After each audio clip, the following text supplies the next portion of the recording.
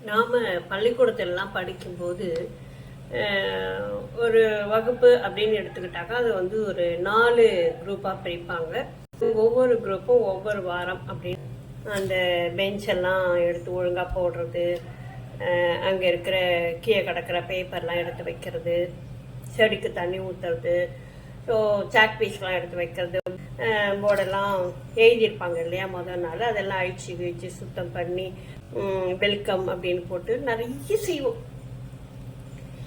ஆனால் இன்றைக்கு இதெல்லாம் மாணவர்கள் செஞ்சாங்க அப்படின்னு சொன்னாக்கா உடனே அங்கே வந்து மனித உரிமை, மாணவர்களை வேலை வாங்கிட்டாங்க அப்படின்னு சொல்லிட்டு ஒரு படை திரண்டு வந்துடுது. பெற்றோரும் இதை வந்து ஏற்றுக்கொள்வதாக இல்லை.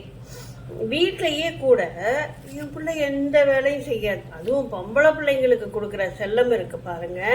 அநியாயத்துக்கு அது கல்யாணம் பண்ணிட்டு போனாக்கா இவங்க மாமியார் கிட்ட சொல்றது, என் பொண்ணுக்கு வெந்நீர் கூட வைக்க தெரியாதுங்க, நீங்க பாத்துக்கோங்க அப்படின்னு சொல்லிட்டு, அதுக்கு எதுக்கு கல்யாணம் பண்ணி கொடுத்து அனுப்புறீங்க நான் கேட்குறேன்.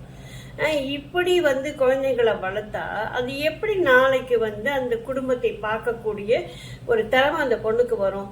அல்லது அந்த பையனுக்கே வந்து இது என்னுடைய குடும்பம் அப்படின்னு யோசிக்க தோணும். யாரோ ஒரு வேலையை செய்வாங்க, யாரோ ஏதோ செஞ்சு வைப்பாங்க, நம்ம போய் சாப்பிட்டு மட்டும் நிம்மதியாக வந்துடலாம் அப்படிங்கிற ஒரு எண்ணத்தை வந்து நீங்கள் எப்படி விதைக்கிறீங்க? உழைக்காம இருக்கிற உடம்பு என்ன ஆகும்? அதுவும் உருப்படாமல் போகும். ஆளாளுக்கு கையில் இப்போ வந்து ஒரு செல்ஃபோன் இருக்கிறதுனால எல்லாருமே வந்து வீடியோகிராஃபர் ஆயிடுறாங்க, பத்திரிகையாளர் ஆயிடுறாங்க. உடனே வந்து ஒரு வீடியோ எடுத்து அப்லோட் பண்ணிட வேண்டியது, அது மில்லியன் கணக்கில் போகுது. அதுக்கப்புறம் வந்து அந்த டீச்சரை பிடிச்சி உள்ளத்துக்கு போட்டு வர்றது.